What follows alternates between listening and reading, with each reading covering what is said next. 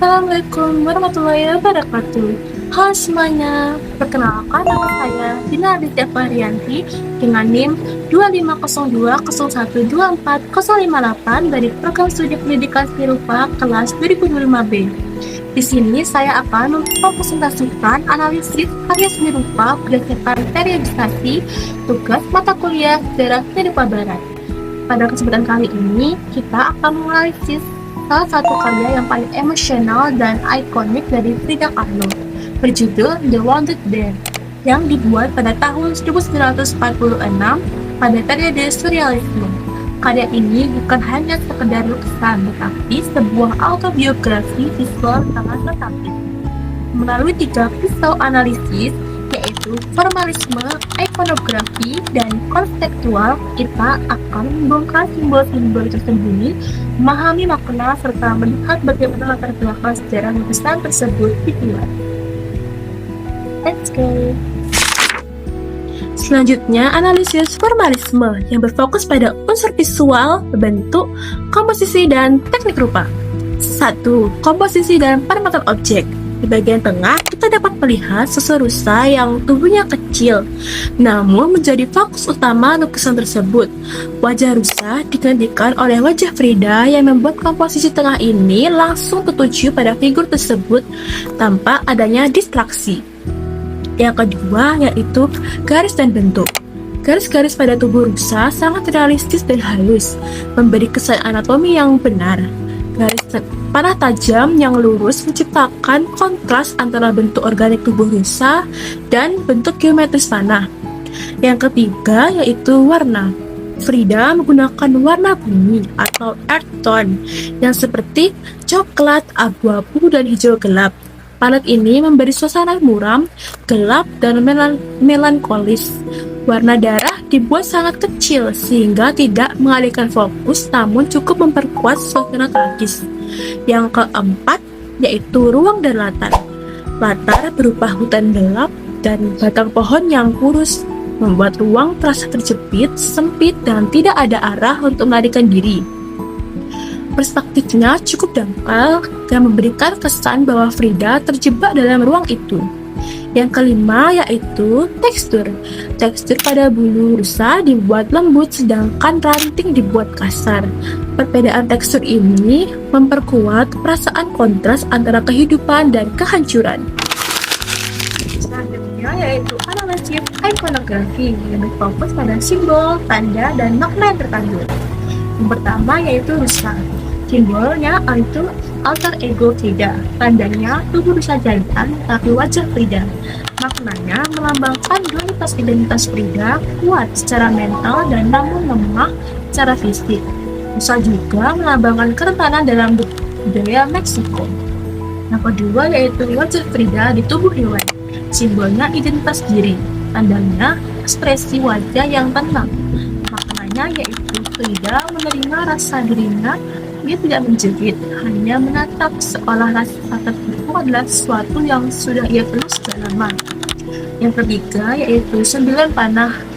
Yang pertama simbolnya penderitaan dan tandanya yaitu panah tajam yang menembus tubuh.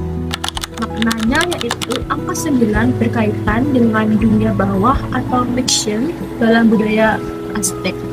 Panah-panah ini menggambarkan 9 luka hidup Frida. Trauma, kecelakaan, kegagalan, operasi rasa sakit, kronis, dan luka emosional akibat pernikahannya. Yang keempat yaitu hutan gelap. Simbolnya ketidakpastian dan perangkap hidup. Tandanya pohon-pohon kurus dan tidak berdaun. Maknanya, hutan ini menunjukkan bahwa Frida merasa hidupnya seperti jalan yang tidak punya akhir, penuh hambatan dan kesepian. Yang kelima yaitu ranting patah. Simbolnya harapan yang putus, tandanya cabang mati di tanah. Maknanya menggambarkan tubuh Frida yang rusak serta kehidupan yang tidak berjalan sesuai harapannya.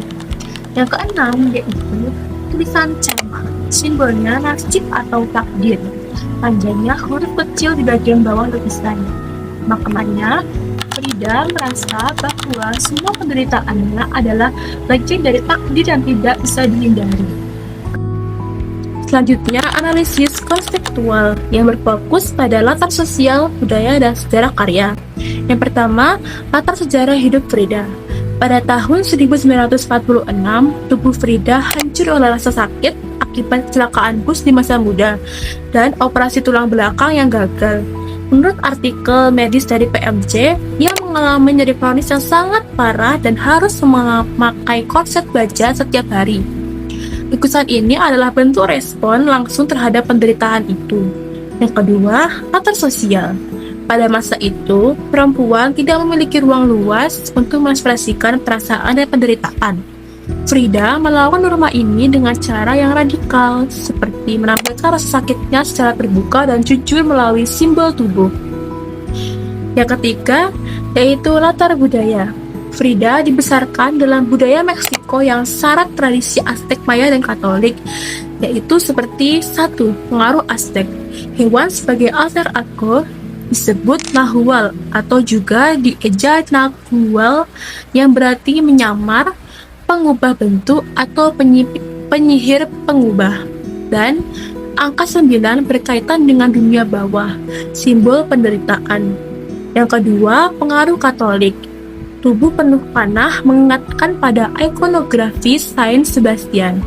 Yang ketiga, tradisi Mexicanidad, yaitu warna bumi, simbol alam, dan latar hutan mencerminkan estetika seni Meksiko. Yang keempat, yang terakhir, yaitu konteks sejarah seni, dibuat pada masa modernisme ketika ekspresi diri menjadi fokus utama. Meskipun sering disebut surrealisme, Frida menolak label itu dan menyebut karyanya sebagai ekspresi realitas pribadinya. Lukisan ini lahir dari pergulatan batin Frida seperti rasa sakit yang tak pernah berhenti, kegagalan medis, pergolakan rumah tangga, serta tekanan budaya dan spiritualitas yang membentuk identitasnya.